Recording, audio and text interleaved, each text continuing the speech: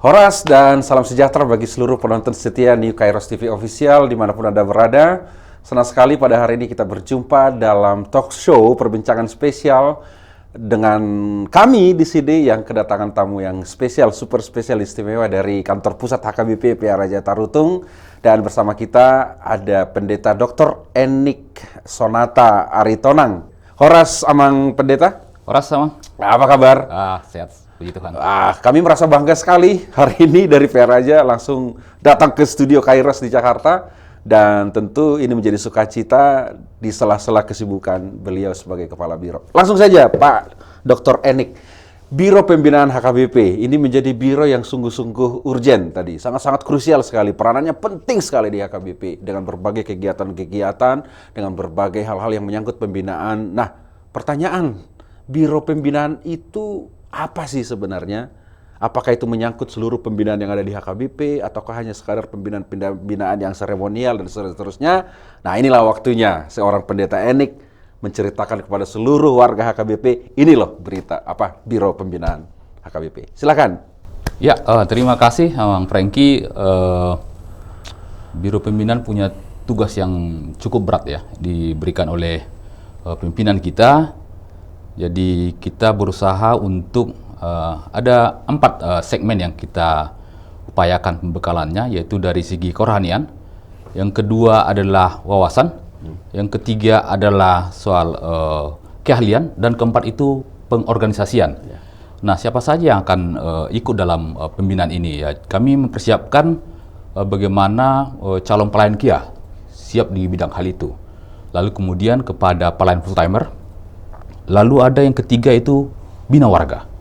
Nah, jadi keempat subjek ini akan kita bekali dengan 4 segmen itu. Nah, ini yang kita lakukan. Artinya ternyata Biro Pembinaan ini bukan hanya menyangkut pembinaan pelayan ternyata. Iya, benar. Ini seluruh jemaat mesti tahu nih, bahwa ternyata bukan hanya tentang pembinaan pelayan. Nah, seperti apa mendesain pembinaan, mana yang untuk pelayan, mana yang untuk jemaat? Kira-kira seperti apa, bagaimana caranya ini? Kan bisa saja terlihat sama tapi ternyata berbeda. Iya, benar. Jadi memang untuk calon pelayan atau pelayan full timer itu kita akan lihat dari poda tohonan yang ada di masing-masing tohonan kita. Ya, misalnya pendeta, kita akan lihat, oh ini yang harus bekali, ya. Ada Bibilfro, Diakones, dan Guru Huria. Nah, ini akan menjadi stressing dari Biro Pembinaan. Makanya di setiap pembinaan kita, poin-poin ini kita angkat dan kita masukkan dalam materi pembinaan. Nah, lain halnya dengan bina warga. Nah, bina warga ini lebih kepada bagaimana mengorganize atau memberikan keahlian, bagaimana mereka itu supaya terbekali dalam hal kehidupan sehari-hari. Nah, itu sebabnya kita mencoba untuk membangun beberapa pilot project gitu ya, yang langsung menyentuh kepada kehidupan dari masyarakat. Nah, khususnya misalnya di Tapanuli atau di Toba misalnya. Jadi kan di situ memang kita daerah agraria ya. Jadi kita berusaha menyentuh apa sih yang bisa kita berikan kepada warga kita, kepada Naposo gitu, kepada perempuan, sehingga betul-betul mengangkat satu ekonominya lalu wawasannya. Nah, terlebih sekarang kan di kawasan Danau Toba itu kan kawasan KSPN ya, prioritas Danau Toba. Nah, kita sekarang juga ditugaskan oleh pimpinan supaya HKBP ikut serta jemaatnya aktif dalam aktivitas kepariwisataan. Nah, ini menjadi penting sekarang juga menjadi tugas dari Biro Pembinaan. Oke, luar biasa. Jadi sering menggelitik hati tentang apa yang dilakukan pusat kepada jemaat, kepada warganya dan seterusnya. Ternyata salah satunya sudah terjawab hari ini, meskipun mungkin tidak terlalu dalam, tidak seluas yang kita bayangkan, tetapi ternyata menyentuh pembinaan rohani, iya, tadi pembinaan ekonomi begitu ya. Ya, termasuk di dalamnya. Iya. Bagaimana ini kan di kantor pusat nih posisinya nih. Bagaimana cara Biro Pembinaan ini membangun jaringan network atau bahkan melibatkan seluruh HKBP kan, ini keseluruhan nih kan, pembinaannya bukan hanya membina di PR aja tapi seluruh HKBP dimanapun HKBP berada ini tersentuh oleh Biro Pembinaan. Seperti apa bentuk-bentuk jejaring yang dibangun, atau bagaimana menurunkan ini menjadi program yang bisa terkait langsung dengan pelayanan di gereja-gereja yang ada di seluruh HKBP. Ya, benar. Jadi memang dalam hal pembinaan ini kita harus kolaborasi dengan berbagai pihak. Jadi tidak bisa hanya HKBP sendiri ya. Karena ini pekerjaannya cukup besar dan kita pengen pekerjaan itu sustainable ya, berkelanjutan. Nah, kita bersama dengan pemerintah, lalu pihak swasta, atau institusi lain yang punya program yang sama dengan HKBP. Sehingga kita keroyokan, lalu bersama-sama mengerjakannya. Nah, itu sebabnya ada beberapa program HKBP sebagai pilot project itu jalan. Karena bersama-sama dengan banyak stakeholder di situ. Nah, misalnya contoh. Jadi kita ada program namanya Pillow House HKBP. Nah, mungkin belum banyak yang tahu ya. Apa? Pillow House. Kalau kata pillow ini sebenarnya jangan-jangan ini bahasa Yunani, bahasa Latin. Pillow ini benar. Apa? Banyak orang yang salah mengerti tentang pillow. Jadi pillow itu adalah pinahan lobu ya, bahasa Batak ya. Luar biasa. Pillow, pinahan lobu. Kalau Jakarta itu B2 itu. Benar. Jadi ini salah satu program unggulan juga di Biro Pembinaan karena memang menyentuh kehidupan dari masyarakat di daerah Tapanuli Raya yang banyak jemaat kita itu beternak ya. Tapi punya tantangan sekarang ini karena ada banyak penyakit, lalu soal perawatan, ya kan? Lalu bagaimana membuat dia supaya cepat besar. Nah, kita lakukan itu kerjasama dengan berbagai pihak, ada dari BPTHT, ada dari pemerintah, dari Universitas Nomensen juga ada staf ahli kita di situ, dan banyak lagi instansi ikut di situ. Paling tidak kalau tidak salah saya ada 5 instansi yang keroyokan. Nah, ini sekarang menjadi percontohan karena kita di situ punya peternakan percontohan dengan peternakan modern ya di sana, dan punya kita staf yang dan pelayan, bahkan ada pendeta di situ yang khusus bekerja di situ. Jadi bukan soal teknis tapi bagaimana ini menjadi model ya peternakan di sekitaran Tapanuli Raya. Dan yang menariknya Pak Franky, kita menjadi model juga tidak hanya di Sumut tapi juga sudah dipanggil kita ke Talaut, ke Sumba, ke Mentawai, Pekanbaru, dan lain-lain. Nah, ini kerjasama dengan organisasi yang ada di Indonesia. Nah, ini sekarang sedang kita upayakan bagaimana ini menjadi model, karena orang Batak itu kan memang harus mata guru roh sisian ya. Jadi dia harus lihat dulu, baru percaya dia. Tapi kalau langsung teori-teori, wah susah kita nanti. Nah, ini sekarang kita coba membangkitkan, dan puji Tuhan sudah berlangsung dengan baik dan ditopang juga oleh jemaat-jemaat kita yang ada di kota Jakarta ini. Jadi mereka investasi dan kita mulai membuat. Dan ada program terakhir dari Pillow House ini, Pak Franky ya, ada namanya membangkitkan peternak muda milenial. Jadi kita bantu permodalan kepada pemuda-pemuda supaya dia agak sedikit ke level industri gitu ya. Bantu, dan puji Tuhan, dan kita doakan supaya ini berjalan terus. Nah, itulah salah satu ya. Baik, ini menarik sekali. Pembinaan rohani iya, pembinaan jasmani iya, jangan-jangan seperti istilah olahraga itu, mensana in corpore sana. Itu juga menyangkut ya, karena saya tahu pendeta ini bukan hanya menyiapkan pembinaan karakter, capacity building, kemampuan pelayan dan seterusnya, ternyata juga menyangkut tadi ekonomi, membangun kemampuan, membina kemampuan agrobisnis. Dan bahkan sepak bola. Betul. Yang saya dengar nih, ternyata beliau juga membina warga jemaat bukan hanya dalam aspek yang itu, termasuk aspek olahraga, sepak bola. Coba bisa diceritakan dulu di gimana di HKBP bermain bola gitu. Ya sebenarnya memang ini ide dari Epurus ya. Kita ada bangun di situ lapangan sepak bola yang baru ya dengan topangan oleh jemaat kita. Nah, lalu Epurus bilang, Anggia, bagaimana kita buat sekolah sepak bola ya? Ini saya pikir ide cemerlang ini ya. Dan memang kita juga berpikir begitu, bagaimana supaya anak-anak kita, remaja itu ya, jadi mereka itu ditarik ke dalam ini, sebenarnya tidak ansis soal bagaimana mereka mencari bibit untuk sepak bola, tapi supaya mereka ikut bersekutu di situ, lalu kita tumbuhkan karakternya. Jadi mereka itu tidak lagi gadget mania begitu lagi ya. Jadi, dan luar biasa, Pak Franky itu sekarang ada 110 ya siswanya. Nah, kami tidak bayangkan itu, saya kira mungkin hanya paling 50-40 gitu ya. Ternyata cukup antusias, anak-anak dari U10, 12, 14, 16. Nah, bahkan kami kerepotan, ya. Tapi memang karena kira keluar dengan profesional. Jadi pelatihnya memang khusus dipanggil dari Surabaya, Pak Patar Sianipar, itu lisensi C FSSI, dan Pendeta Dr. Pison, dan ada asisten yang terus mengawal ini, dan semangat sekali. Saya jadi senang sekali melihat mereka, dan kita buat tanding-tanding persahabatan dengan ISSB lain. Dan minggu kemarin tuh baru tanding, wah ini luar biasa. Dan ini memang kita HKBP kayaknya kita harus keroyok berbagai segi untuk mengajak masyarakat ini, pemuda kita aktif dalam kegiatan ini, dan pelan-pelan kita bentuk karakternya di situ. Oke, Nah, itu. baik, luar biasa ternyata. Ini menjadi sebuah apa ya?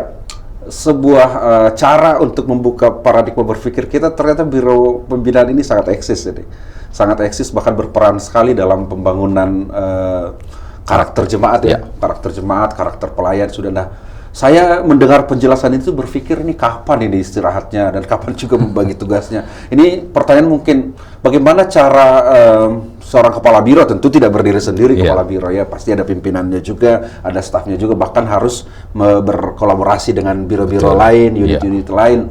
Nah, bagaimana Biro Pembinaan ini bisa mensinergikan agar pembinaan kepada pelayan penuh waktunya dapat terjadi dengan baik, kemudian pembinaan kepada warga gerejanya juga berjalan baik, dan seterusnya, bahkan pembinaan yang menyangkut lintas denominasi bahkan itu dilakukan. Seperti apa seorang kepala biro ini ya, meskipun tidak tendensi personal, tapi bagaimana mendesain ini menjadi program pembinaan yang efektif gitu.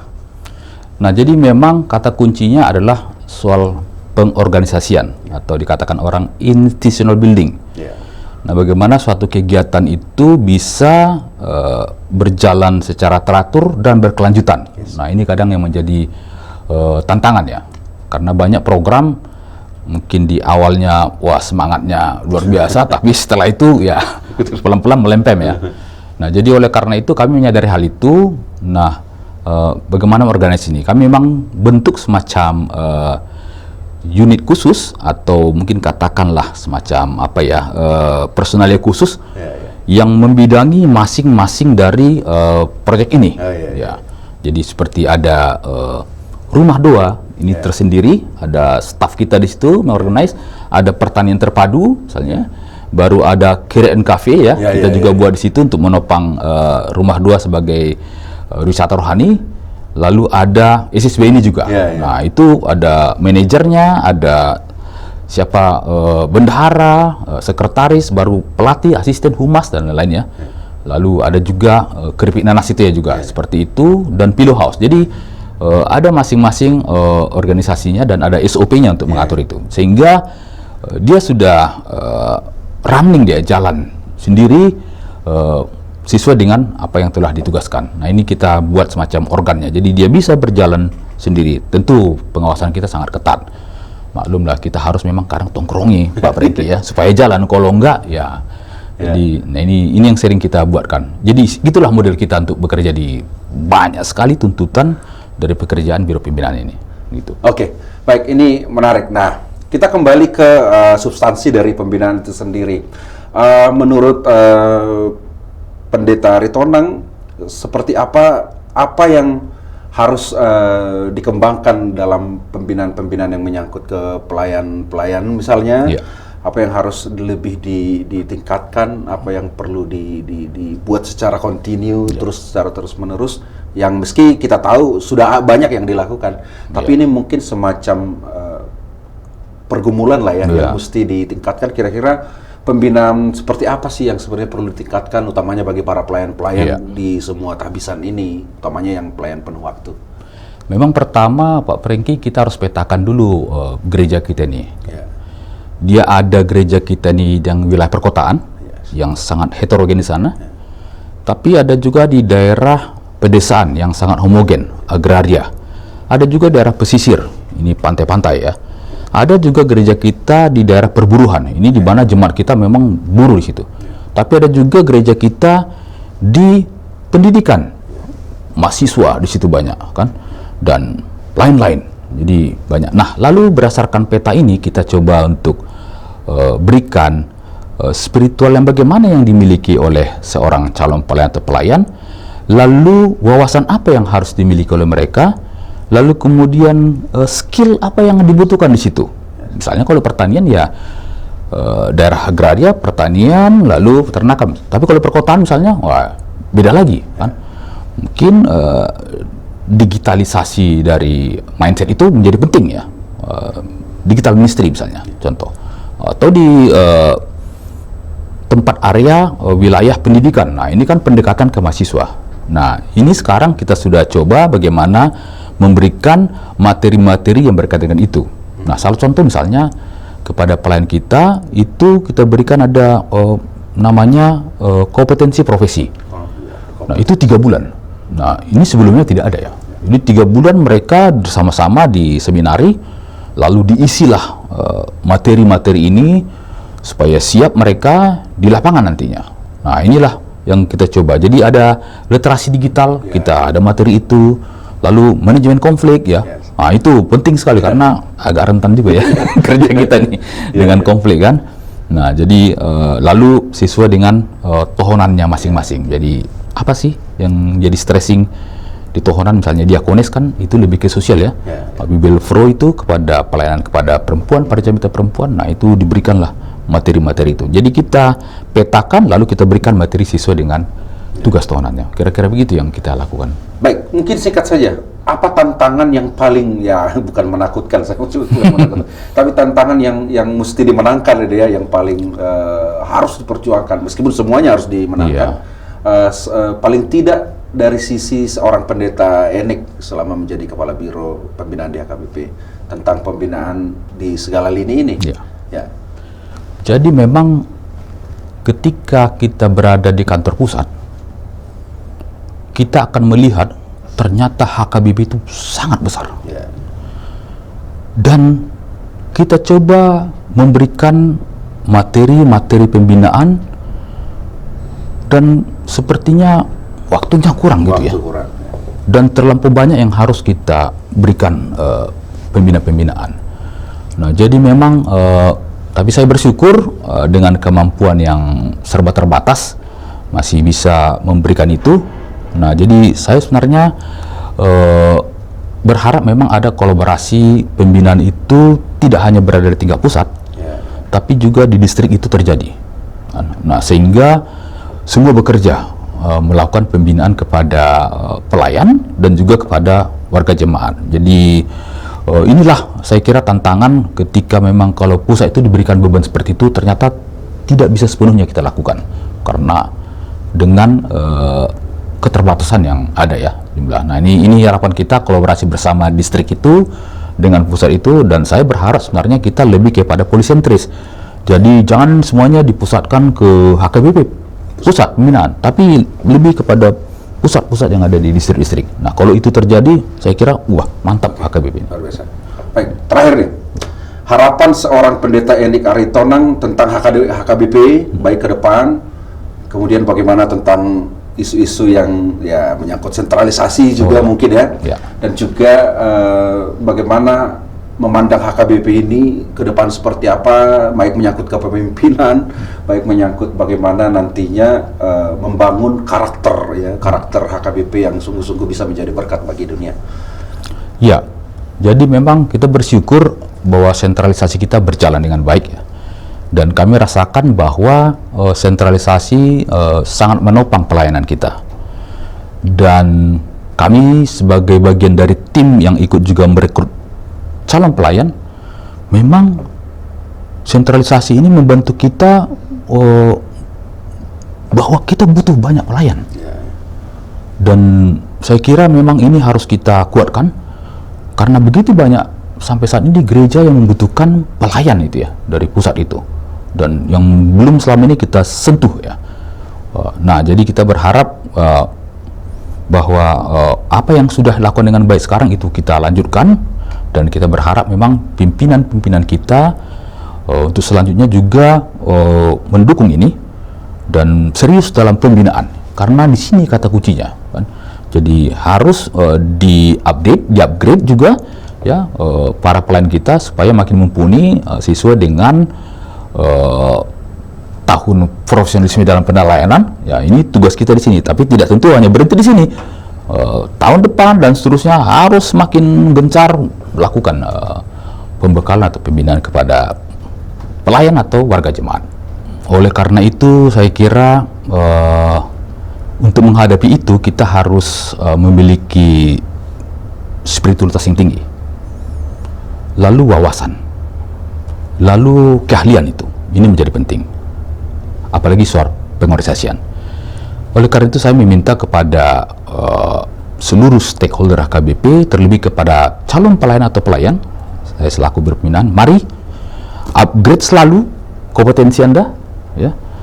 Mari kembangkan wawasan, mari tingkatkan spiritualitas kita supaya HKBP makin maju.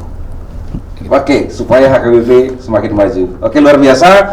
Terima kasih Bapak Kabiro Pembinaan, Pendeta Dr. Erick Aritonang sudah datang ke tempat ini, ke studio yang sederhana ini, dan bisa memberi penjelasan yang mungkin tidak panjang, tapi bisa menjadi sesuatu yang sungguh-sungguh bermanfaat bagi seluruh warga HKBP.